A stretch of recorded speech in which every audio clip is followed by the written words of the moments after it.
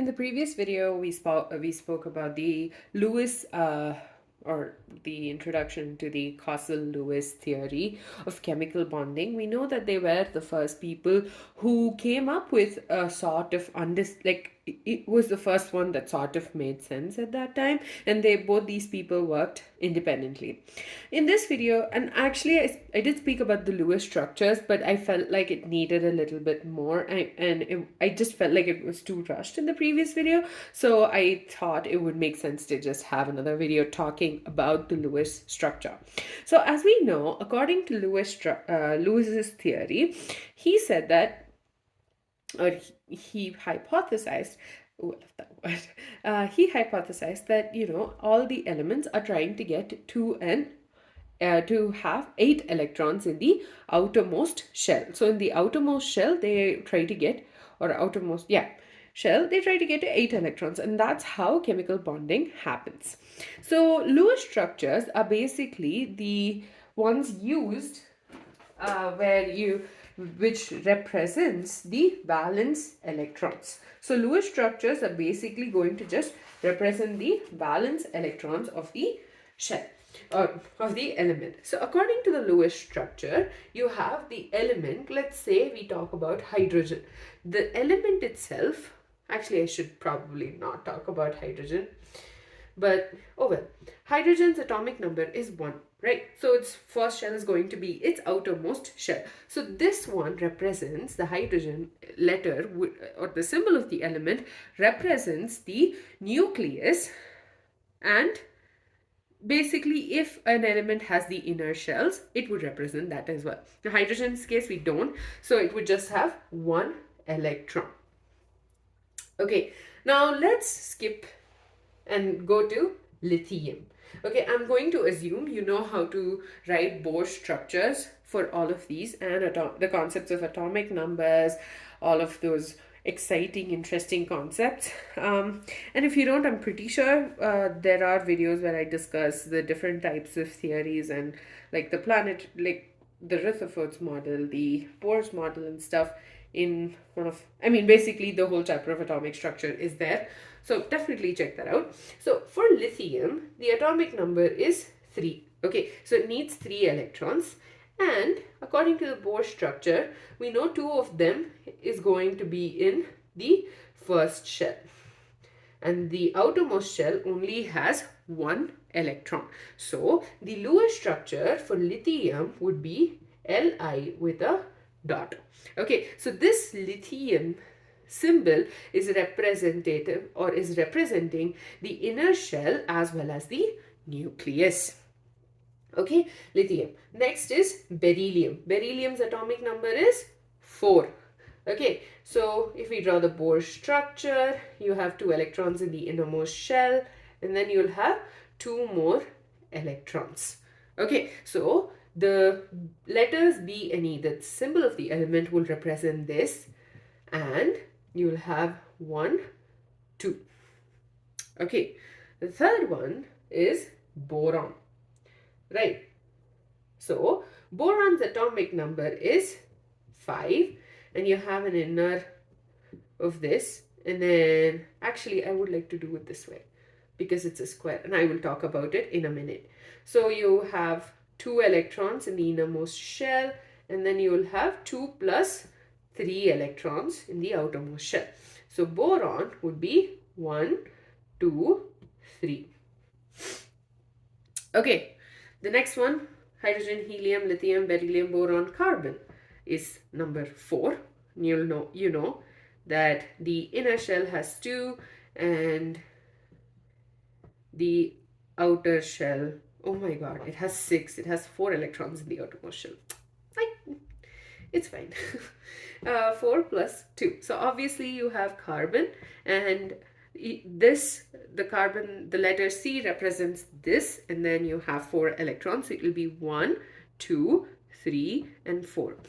Now, I am sure you noticed that there was a specific way at which I filled in the electrons for these elements. Let's talk about nitrogen, and then I will talk about this in further detail. So you have 7 electrons for nitrogen. It's the same. So you have 2 electrons in the innermost shell, And you'll have, okay, that was a bad circle. Assume it's a circle. 1, 2, 3, 4, and 5 electrons, right? So nitrogen, that represents the inner shell. Then you have 1, 2, 3, 4, and 5. Okay, so it has a lone pair of electrons. Do not sit and memorize the Lewis structures like I did when I was a student. Okay, apparently there's a very easy way that no one thought to tell me.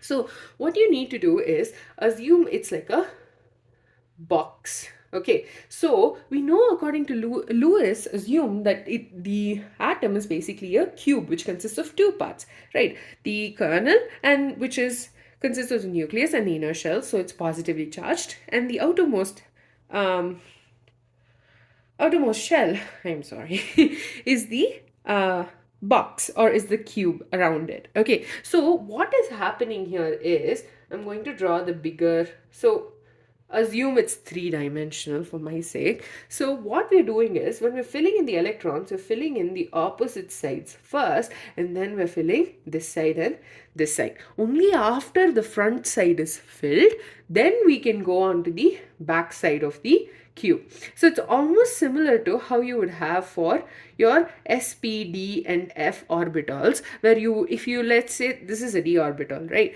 So if you have 7 electrons in this, you wouldn't say 1, 2, 3, 4, 5, 6, and 7. This is incorrect. What we would do is we would first half fill it, 5, then 6, 7.